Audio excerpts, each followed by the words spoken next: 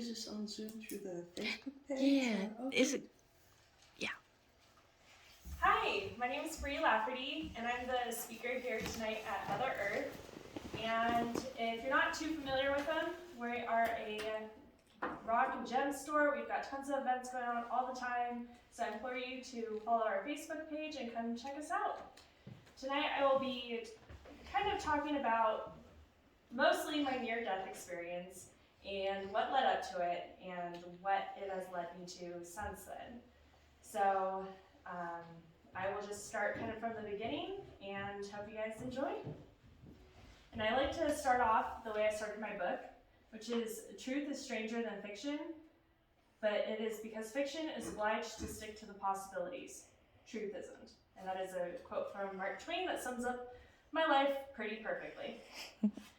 So it all started when my family decided to move back to Colorado, and we moved into a tiny town on the Front Range, about a little over an hour north of Denver, and it was a really pretty old, newer house, about 5 years old, in kind of the newer part of town, and we were kind of curious why the owners wanted to sell it, because it was gorgeous and it was their dream home supposedly that they built. Well, we get there and weird things started happening. So I remember I was about 10 years old, and I would start seeing things in my room downstairs. It was a beautiful house, had a finished basement, 3 bedrooms downstairs, bathroom, nice little bar set up. We put our entertainment center down there. And so, as 2 young girls are like, oh, it's like we have our own private little party house, But going to bed, I would start seeing ghosts. And the most memorable was these 3 or 4 guys. They were floating about 18 inches off of the floor. And that's more than 18 inches, look here. And it kind of was translucent at the bottom and translucent at the top, and they were somewhat translucent themselves, and they were playing poker and smoking cigars and had an old hanging light, so you could tell they were at kind of like a pub or something, or a dingy dark basement. They didn't bother me at all. They didn't even realize I was really there and just kind of kept playing cards, and thought that was kind of weird. So I'd see some other ghosts and just things pop up here and there, but none of them were too scary. It was just they didn't really acknowledge me, I didn't really acknowledge them. But around that time, I also started becoming a major insomniac. So I tried reading, but I get so involved in books, I can't go to sleep. Unlike my dad, who will open a book and read 2 sentences and be zonked out for the rest of the night. I'd get engrossed in the story, so I would go into the entertainment room downstairs and turn on the TV as quiet as possible so no one would hear me, and fall asleep 3, 4 in the morning, be up at 6 o'clock ready for school. So How old were you? it started when I was 10, 11-ish. So no one was ever the wiser, and I was terrified if my parents knew that, they'd make me stop watching TV, which was kind of my only solace. Around probably 11 or 12, I started getting horrific nightmares out of the blue. Just awful, awful nightmares, and I didn't watch any bad TV. I, didn't have any PTSD from anything. I was never attacked. I never saw anyone else get attacked. But I had these horrible nightmares, just increasing the insomnia. So I'm not sure when that started or when it ramped up. It was all kind of around the same time. So like I said, the ghosts were pretty timid. And then I saw something that wasn't. And the first time I saw him, I don't know if I was by myself or with a friend at that point, but I saw this shadow go across the back wall. And it was this tall, slender entity with a top hat and a cape. And, it was unsettling. You just instantly got this like sinking feeling, and it was creepy. Even right now talking about it gives me kind of goosebumps in the willies. And so just kind of put it out of my mind, and I had a sleepover with the girls from my church, as I was raised, pretty Christian, and we're, churchgoers 2 times a week at least, heavy involvement in the church. So I stayed quiet about the ghost and what I saw, because it was very taboo in our religion. Well, I had this fun sleepover for the girls, probably 12 years old, and we're all in the basement, and preteen, teenage girls love to stay up all night and just giggle and watch movies and have fun. Well, we were all watching a movie, and the entertainment center, had a nice TV and glass on the bottom where you put all the DVD, VHS players, stuff like that. Well, it was right under the TV, so 3 or 4 of us saw this caped shadow man in the reflection, and we turned around and 3 of us saw it. The others didn't see it, so they were like, "You guys are crazy," but the rest of us were like, "Okay, you saw that, right? Like, it wasn't just me." And it was like really intense at that point that other people had seen it. So I finally decided to tell my mom, and like, "I don't know what this is, but I saw it, some other girls saw it." Unbeknownst to me, my sister and her friend also saw this. It wouldn't be up until 2017, which, gosh, I don't know, 12 years-ish later? Is that math right? Anyway, it's about a decade later, would we know who and what this thing was. Leading up to my NDE, my mom would reach out to a demonologist, and I'll get to why. But turns out this caped shadow top hat man, some people call him the party ghost, some call him, there was another name I just saw a few days ago. If you type in slender, tall, Evil shadow man. Evil shadow man, he'll pop up. There's articles, Documentaries. Yeah, there's documentaries. All around the world. And it turns out it is a very dark entity that usually shows up in basements and dwellings with children, often in reflections. So just to find all that out now, and this is, I think my near death was about 6 years ago. To find all this out while I'm writing this book about my near death experience, and it just blows my mind that he has a name. And not only does he have a name by demonologists, he's been studied and researched around the world in different cultures, different places, different languages. It's all the same creepy entity. Well, about 4 years of living there, and that little town was just awful. I was bullied, and I wasn't sleeping. Overall, the kids weren't nice, the adults weren't nice, very cliquish. So my best friend at the time, she wanted to go to a school in a bigger town, and she was so bright, such a great spirit, such a great heart, super dedicated to school and athletics. So I'm like, she's going somewhere else, so I'm gonna follow her. So followed her, and the family decided to move on the other side of that big town. And the weird, ghostly, demonic sightings, all the woo-woo-y stuff kind of stopped.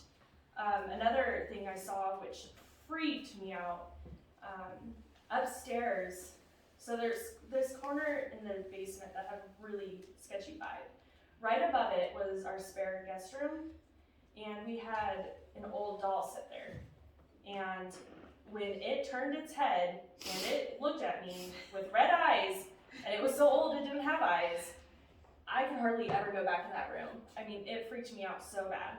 Turns out another guy from our church who lived in a small town very close, he had a doll do the exact same thing to him, and he moved his family out. And this was a guy from our church, where this all was very taboo. And was that in the first house or the second house? The first house. Okay. Very taboo, but I'm just, I forgot about that part of one of the creepy things I And saw. he was a cowboy farrier that was just a no nonsense kind of guy. And when he told us what his doll did, we're like, whoa. Yeah. And he So lived in the same I was area. like, okay, so it's not just me. Even though it very much felt like just me, we're raised that that's not okay, that's bad, you're a Christian, you shouldn't see things like this. So we moved, and most of that bad, negative, scary stuff stopped. I did, however, start seeing auras, which was a nice thing, I thought. I didn't know what it was, but about 6, 8, 10 inches, sometimes 18 inches off of people, I would see these different colors. So once again, my mom was always way more accepting and open-minded. So I told her, she's like, I think you see auras. So I remember that best friend I followed to another school. We were in the thespian group, and she was about to go on stage for one of our first live performances. She had the most amazing light blue with gold specks in her aura. And I still remember it so vividly today. It was just awe-inspiring. And the last time I saw an aura was at church. We had a guest speaker, and his aura was pure black. Yeah, so told my mom, and we booked it out of there, and it freaked me out so bad, I've not seen auras since.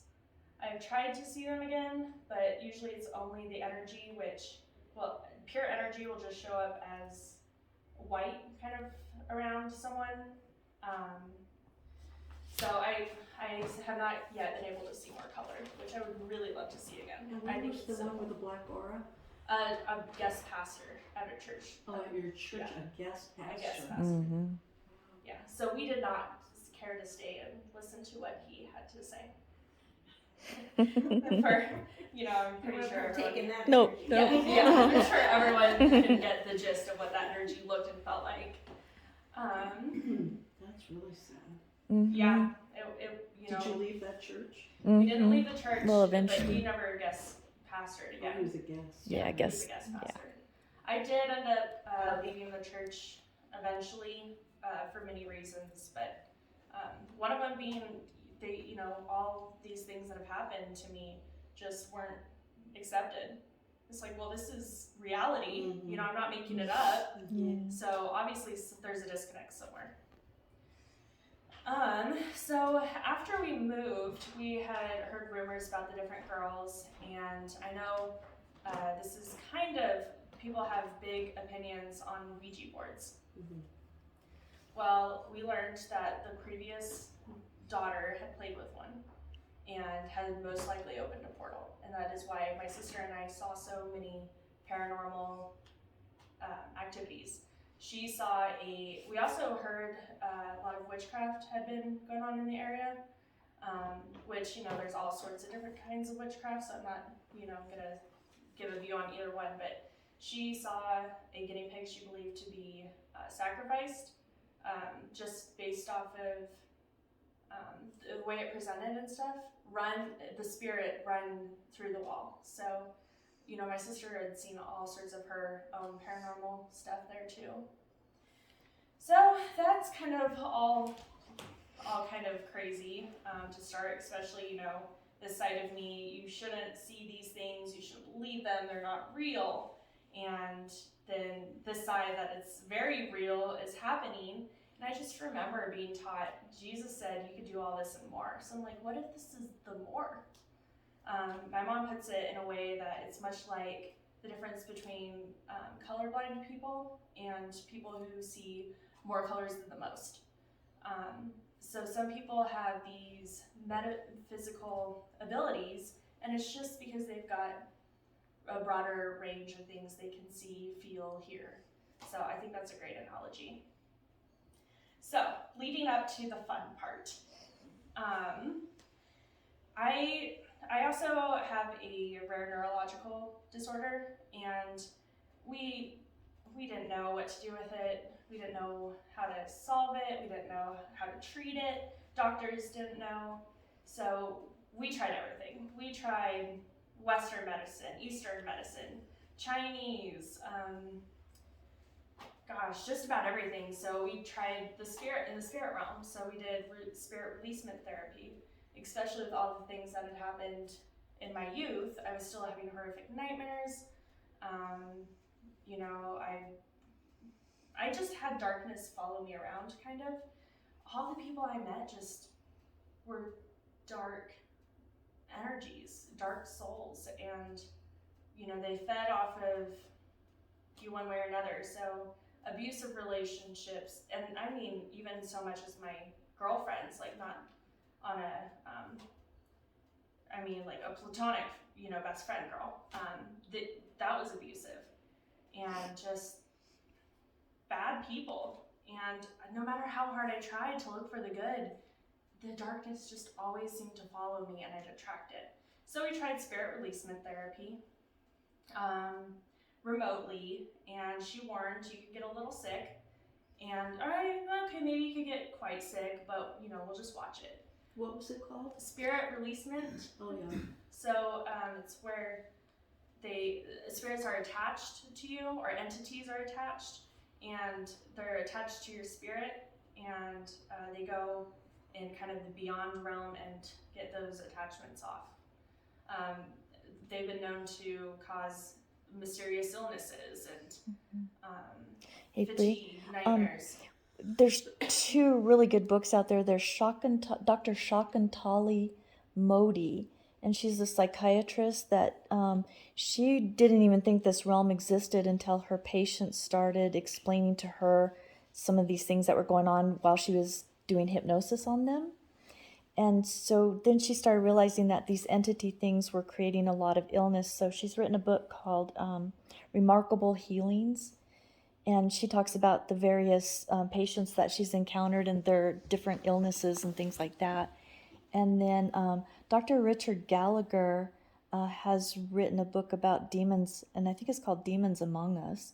But he's also another psychiatrist that he's encountered these. And there's a ton of doctors that have written books when they've engaged in hypnosis and their patients start talking about these things. So what was his theme was what? his is demons, and I think he said Demons Among Us, and it's a more recent book. But Dr. Shakuntala Modi is the more recent psychiatrist that has written a book, but it goes way back 100 years with like Dr. William Baldwin and Louise Ireland Frey. You can look up spirit entity release and find these things. So we started on the spirit release path, and you're doing that remotely. Yes, through remotely. phone And she or Zoom or something. Through Zoom at first, and then she would go and work in kind of our energetically distant. Yeah, energetic field. And you were living in San Antonio at this So time. I moved to San Antonio, Texas, living on my own. All my family were here. But I, as expected, started to get sick, and just watching it, and then I got sicker and sicker, and we asked her to stop, and what we didn't realize is she kept going in the background. So I got sicker and sicker. Not good. No. And so I'm getting sicker. These things that are attached to me are getting pissed off. And I can tell because some of the things that I experienced as a child, especially in my nightmares, were starting to happen more. And I was starting to kind of lose sense of conscious, like what was real. I was losing a sense of reality. They were attacking me mentally.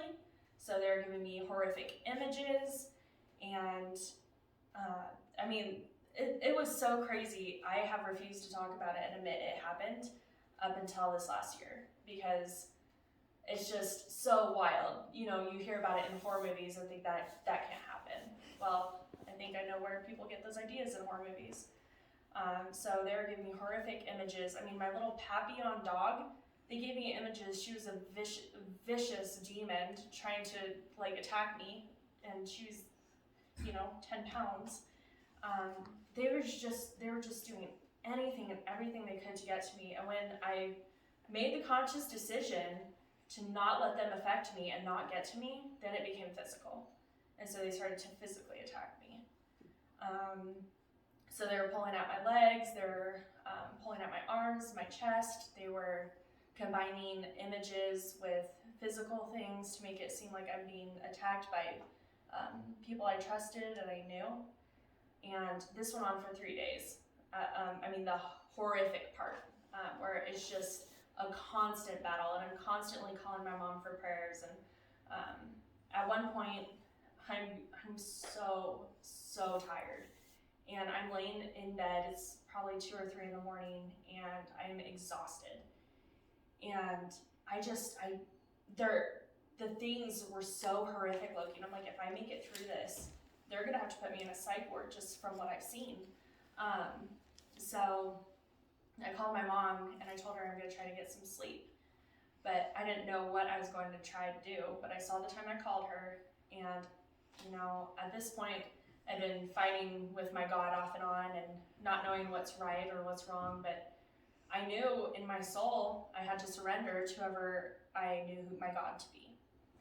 And I knew I couldn't do it anymore by myself.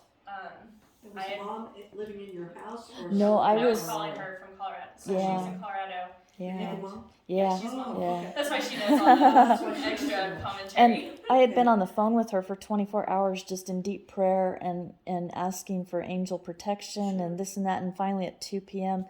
Or 2 a.m., she said, I'm going to try to get some sleep. And my husband and I had gotten a flight down because we knew things were going really bad. So, tell about why we got the flight down, what Dad did. I was going to get there. Okay. Thank you. Sorry. So, I'm just absolutely exhausted. Fighting this thing for days, these things for days. Horrific visions, knowing I'm not going to be able to survive, mentally with what I've seen, like a severe case of PTSD. And so I told the God that I believed in at the time, or what I knew him to be, I surrendered completely. I said, I surrender completely. I cannot do this anymore. It's in your hands, whatever it be. And so immediately, and I tell you, if you've heard to surrender completely before, I was told that my whole life. I didn't know what that meant until that night when I literally had nothing left to give. And it was out of my hands. And instantly I felt all these demons that have been physically and mentally attacking me just stripped away from the most intimate part of me, my spirit, my soul. And then I felt tappings on my hands, the middle of my hands and my feet. And then I heard this voice. It was unearthly. It wasn't mine. It wasn't outside of me, but it wasn't inside of me either. It was just this very confident voice, and I knew it was whoever I just asked to come save me. And it said, "Are you ready?" At this point, I don't know what I'm ready for, but I already feel loads better. Sure, why not? I said yes. I felt 3 hard pounds on my chest, and I wasn't here anymore. I was not in this place we call Earth. I was not in this dimension we call Earth. I was in this amazing black velvety void that I knew was the creator. And it was the one I called out for. And it was home. There was nothing I could see, and it was dark, but it was beautiful. It wasn't evil, it wasn't scary. It was just so incredibly comforting. And just everything was gone. I had no recollection of here, no recollection of my body. I didn't lose who I was, but I lost everything that this is, if that makes sense. And so after that, I was in this tunnel going at super hyper speed. I don't know if you guys have seen Star Trek, but when they go into warp speed or hyper jump or whatever, and there's that bright light, it was like I was in that bright light, and it was this most amazing blue. One I have not seen before, not seen since, but blue with ones and zeros just going at me so fast. And I just knew my soul was being downloaded with the information of the universe. And then I end up in a white room. It's hard to describe because it wasn't really a room. It had no actual walls, doors, ceilings, anything, but it felt like a room. And there was this pile of huge black numbers just in the pile, huge and huge. And there was this entity behind me, and I recognized him to be of a Jesus-like being. So not necessarily Jesus himself, but of the same consciousness, which I understood to be similar to many of the religions, prophets. So even Krishna, Muhammad, Gandhi, Buddha, they all have this huge, Christ-like consciousness, is the best way I know how to describe it. And they're all teachers. So I could feel this being behind me. And I knew that the universe was created with numbers. And I just grabbed the pile of numbers and no wonder you love creating. And I grabbed it and threw it up, and next thing I knew, I was in another realm, which I actually just remembered. I always forget this part because I think it was probably while I was leaving my body, so it was in between this black void and Earth. But I'm in this unknown space, and I see 3 monks kind of just floating by with this shit-eating grin on their face. And I said, "Am I dead?" And they just wouldn't say anything. They just kind of giggled and kept floating by with this shit-eating grin. Then it goes to the void, and then the tunnel, and then this white room. And then I end up in this whole other world full of other beings. And I say beings because I have no idea where they came from. I don't think they're all human, but I don't know if alien would describe the right kind of thing either. But it was so harmonic. Everyone just moved together, and there's immediately, I was just full of joy and curiosity. Those were the only emotions I felt during this whole experience. And there was these huge trees, and other beings were sliding down them, and they're just covered in snow. And I didn't remember much about me here on Earth or anything. I just knew that I wasn't a big fan of the snow. So instantly, everything changed to green, and I was sliding down these trees with other beings, much like you would see in the Tarzan film, where he's just sliding down the trees and they're green and big and beautiful. And realized, wow, if this is what I wanted, and I'm experiencing this with these beings, I bet they're experiencing the same thing simultaneously of what they want. So they might like the snow. They might be sliding down the exact same tree with me at the exact same time, but mine's full of green life and theirs full of snow. It was just so intriguing. There was, I kind of described it as a plaza, full of activity and things going on, and there were a couple beings working on this. I do not know how to explain it. It was a long pole with a flame, a huge flame at the end of it, and they were fixing it. I have no idea what it was, but these beings were working on it the whole time I was there. At one point, I was kind of like in between a clay character and a Russian nesting doll. If you could merge those 2 images in your head somehow, I was that for a little bit. I don't like the snow, but I decided it'd be fun to be a snowman, so I was a snowman.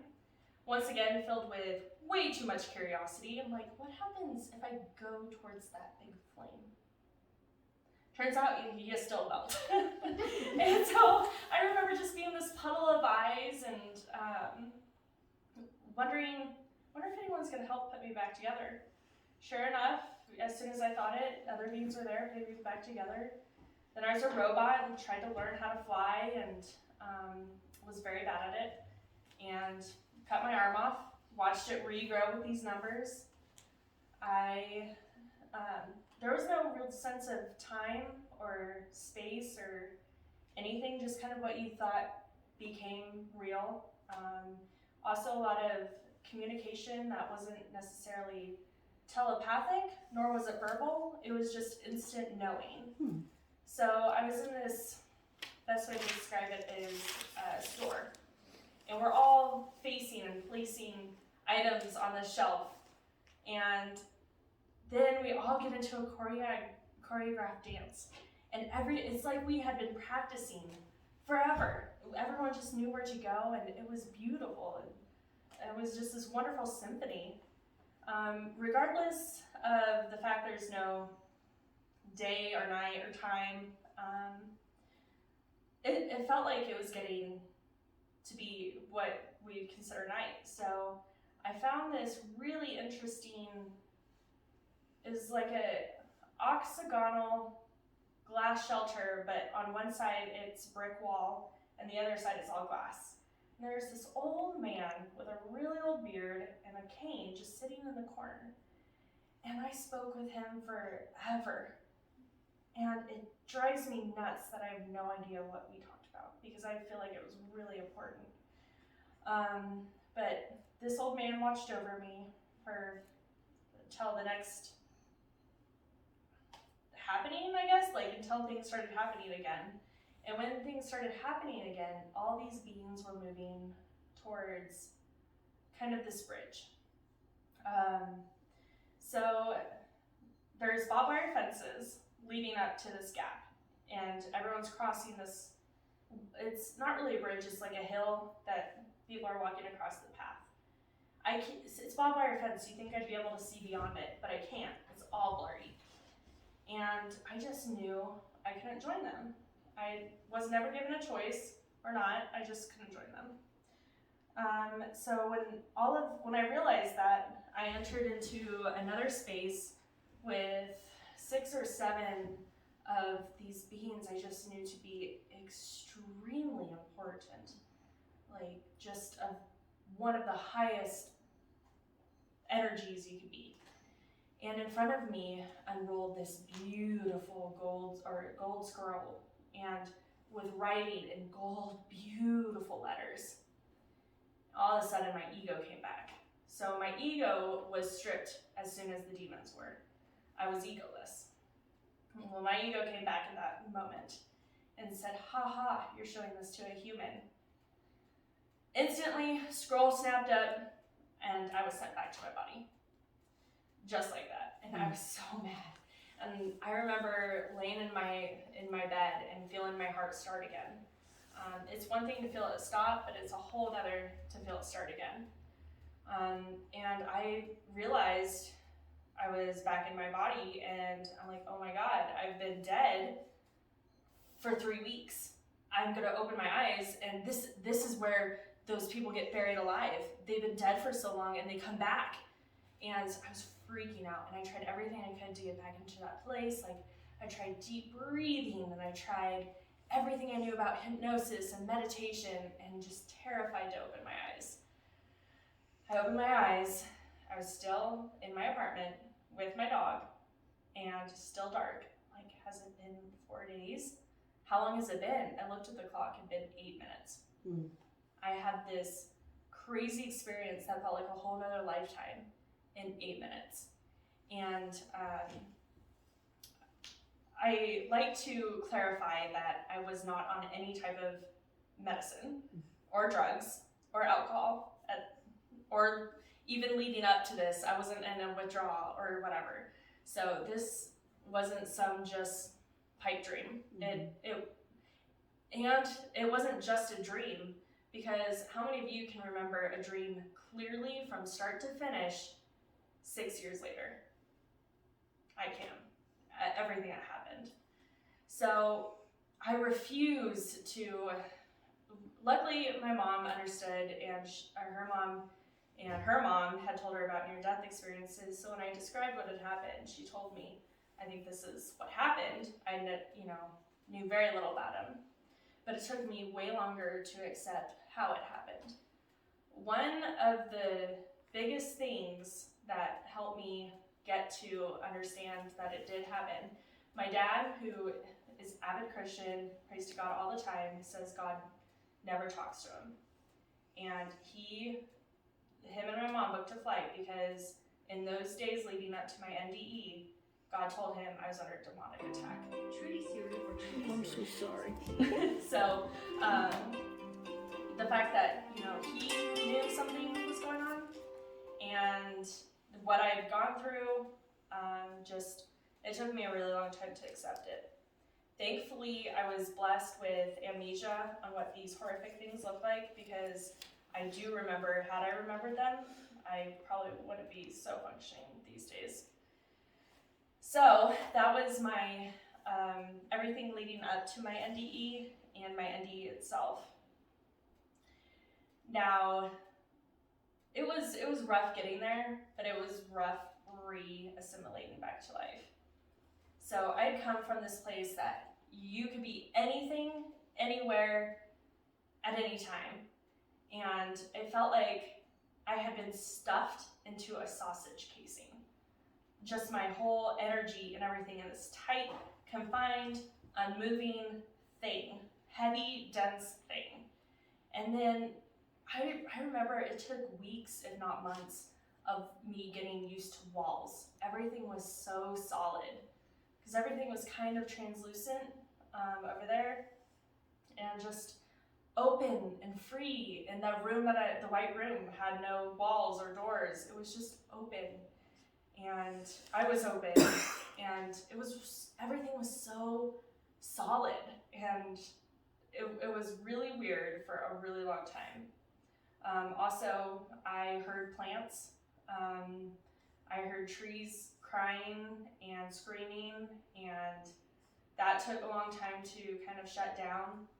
I also came back with medical intuition, which I really wish would scare the bejesus out of me, because I think it would be a great gift to reopen. We would drive past car accidents, and I would suddenly get this horrific pain in my shoulder, like right here.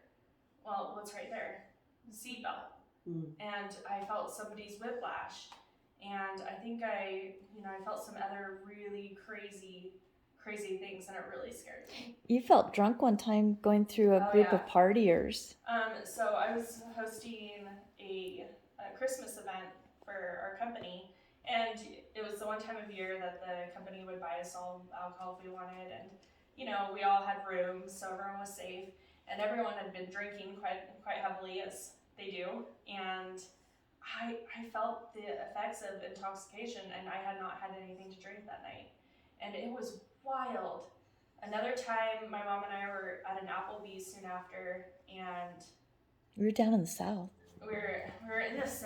It doesn't really matter where we were, but I never understood racism, and I know that it's probably because I'm white, but I just don't get why you view other people for their color. Like, that made no sense to me until I felt somebody's racism as if it was my own, and it scared the Jesus out of me, because I love people of all, especially after my NDE. I've always loved everybody.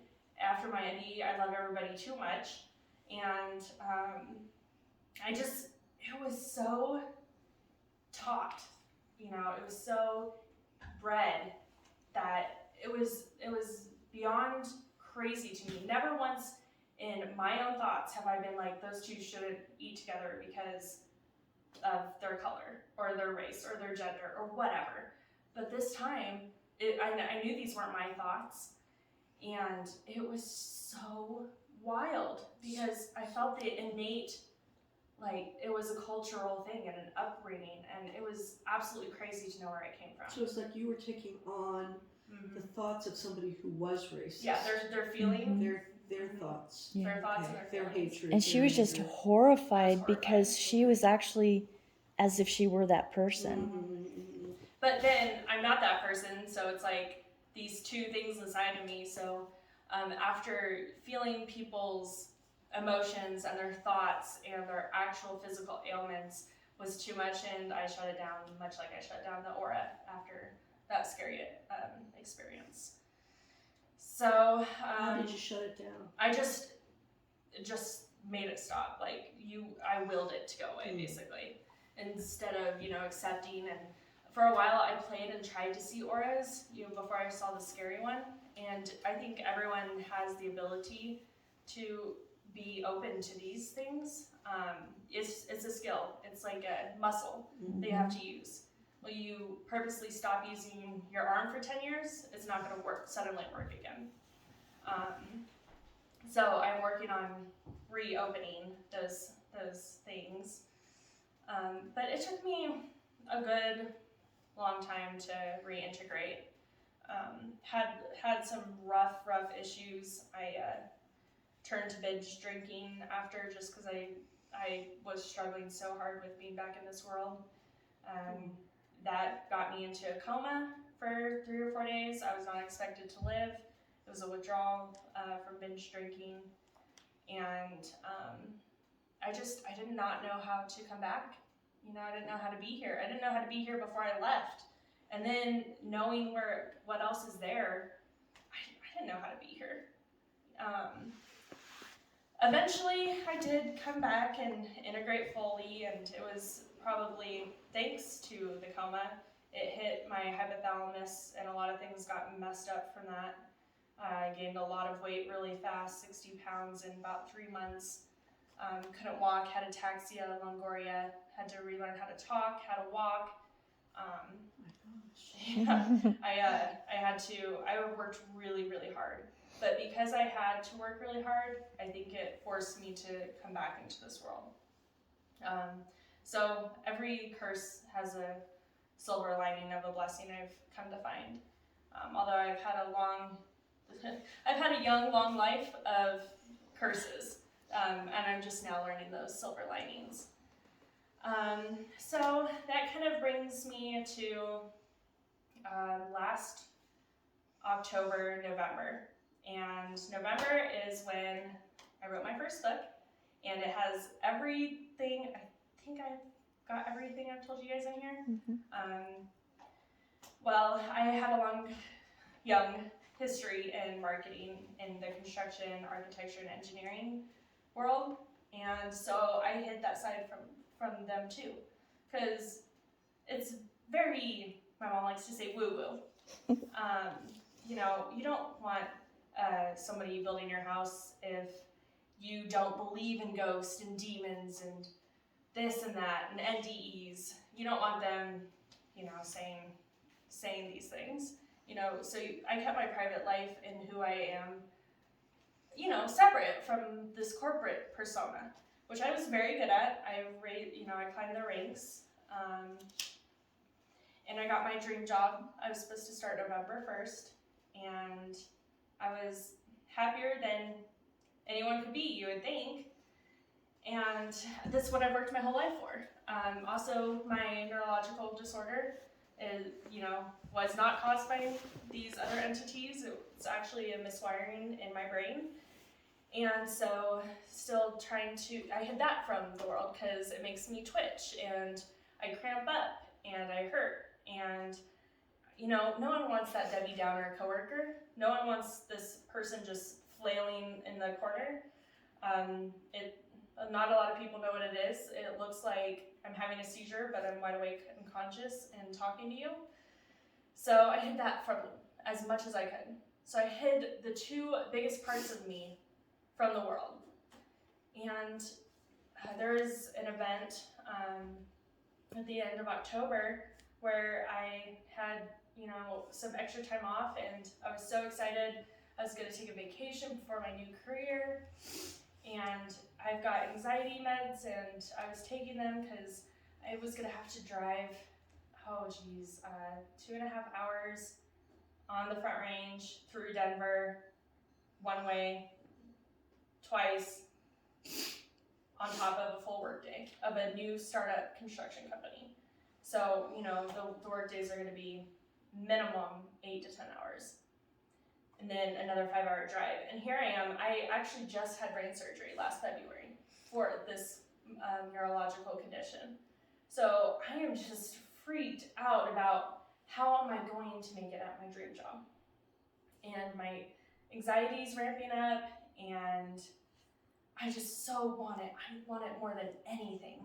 And when things get too crazy and too uncontrollable, thanks to my condition as well, I tend to binge drink. So I binged again for a few days, and was honest about it and told my mom. She drove over from Montrose, and we had a talk. And it wasn't a mean talk. I say talk, like, you're in trouble, Missy. No, it was like, maybe this isn't what you should be doing. And for years, she's wanted me to talk about my NDE. And my whole life, she's encouraged seeing auras, and she's never dismissed the ghosts or the entities. She never dismissed any of this. And she's like, you have these wonderful gifts and this medical intuitiveness. And she's always been so supportive. And so every time I try to, climb this corporate ladder of marketing, the universe has some awful way of shooting me down. So I talk about it more in my upcoming book, but just health issues and these crazy entities and NDEs and all this stuff just keeps pushing me back down. And so I took it seriously, and I thought about it, and I'm like, you know what? I have fought my whole life to be something and be somewhere, and it's never gotten easier. And it's never going to get easier. Maybe I should try something different. So I declined my dream job, and I decided to move to Montrose. And in 3 days, I wrote my first book. It does not read like a 3-day book, though. It's just my brain works like I've got to be doing something. And I was really passionate about it. And it's like, right after I made that decision, I was horrified at the decision I made. And so I couldn't sleep. I'm a raging insomniac, which has its perks as well as its unperks. So at 2 or 3 a.m., on the second or third night of not sleeping, very, very vulnerable, just like I was in my NDE. And I was trying some meditation, some self-hypnosis, and I got back to the space that I'd been in my NDE. But I was still very much in my body and very much attached. And I was just so excited that I knew where I was, and I knew that I was here in this realm and there. And all the questions of the universe I could ask there, and it would be answered. So I went down like, okay, which is the right road? Like, where do I go? And on one side, it's a fork or a dead end, or what do you call it? A T intersection. A T intersection. So on the left side, there's my dream job. And on the right side, there's this unknown. So I'm like, okay, well, what if I go down this dream job? And it's dark, and it goes nowhere. And the further I go, the darker it gets. Okay, what happens when I go this way? So I'm going down this, and it's getting brighter and brighter. And there's this beautiful just light and nature and gorgeous things. And this lady pulls down this curtain, and this huge lit up mountainscape shows up. And I realize that's Montrose, because everything's a metaphor. Nothing can just be straight. So I'm like, okay, well, obviously I've got to go down this way. And so I start going that way, but I'm like, what am I going to do? Like, where am I supposed to go? And I just see books. Like, there's this river in front of me, and there's books being tossed in the river as stepping stones. So I knew I had to finally tell my stories. And that is why I jumped on writing my first book, because that was it was my stepping stone to get where I need to be.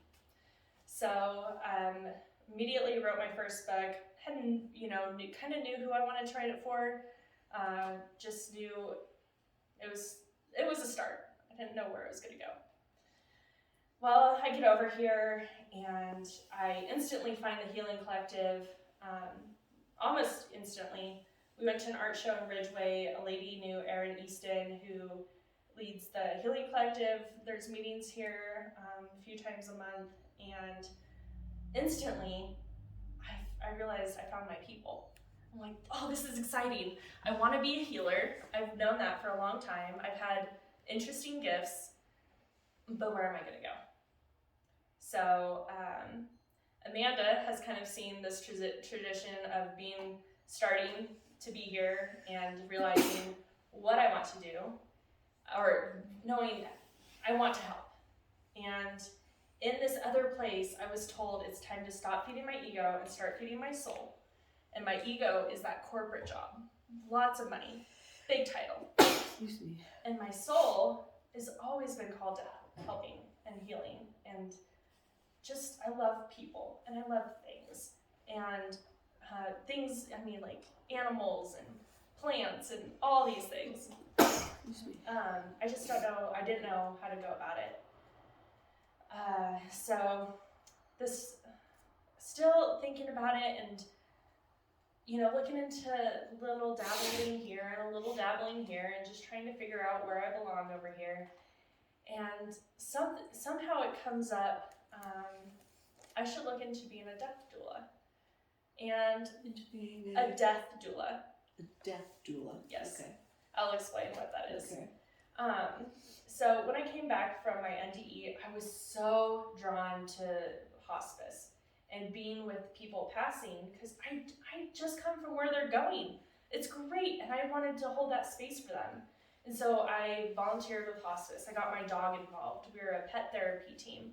And, you know, I'm working 50, 60 hours a week, and, you know, the weekends I would spend volunteering for hospice. My people were usually all in the memory ward, but I didn't get enough time with them. You know, I felt like there was more I could do, and working or volunteering for an organization, you know, of course you're giving your time, but they tell you how you're going to use that time and where to go and who you have to be and, you know, when you have to be and all this. So I was always drawn to that, and I was starting to put it out that I think it would be important for me to be a death doula. So I start, you know, hearing things and getting these wild, amazing reactions. I've gotten 2 people to cry. Not like that I tried, I just said I'm, you know, starting up a death doula business here in Montrose, and instant tears.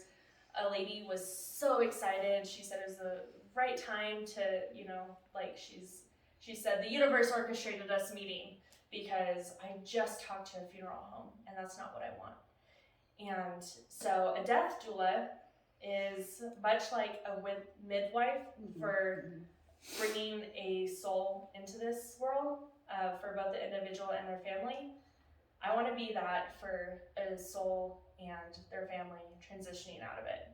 Much like birth, death can be both messy and scary, but my goal is to make it a little less of both. So, since writing this book and writing the second one, which I've co-authored with my mom, about the whole medical craziness that is absolutely fascinating in its own way, very different than my near-death experience, but that part of me also has come to life, and battling a chronic illness and needing brain surgery for it, and all the things that's provided me, and just being resilient in an unrelenting world is kind of the story, and I feel like I have so much to give, and finally I'm ready to do that. I am ready to be vulnerable and give, so hopefully I can help others. So that's where I've been called to, and I'm very excited to be able to tell you guys about it, and whoever might be on Facebook Live, if anyone's still here. Awesome. Yeah, so if you guys have any questions, I'd love to answer them. What is your disorder? I have myoclonus dystonia. So I get muscle cramping, muscle rigidity, twitching. So if you ever have met a Tourette's person or seen them, they will also, instead of vocal tics, sometimes they'll have movements. They're involuntary movements, twitching, nerve pain similar to fibromyalgia, and then just it's a very overactive brain, and my axon isn't long enough for the signal to get where it needs to go.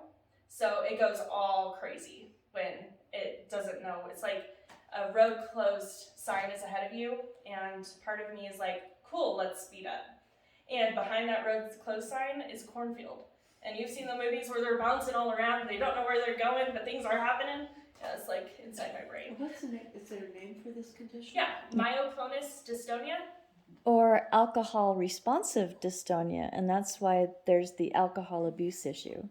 Is that's part of the Slows disorder. the driver down. Say it again for me. Alcohol Responsive. Dystonia. And what was the last word? Dystonia. Dystonia. And then the other name was? Myoclonus. And- MYOCLONUS.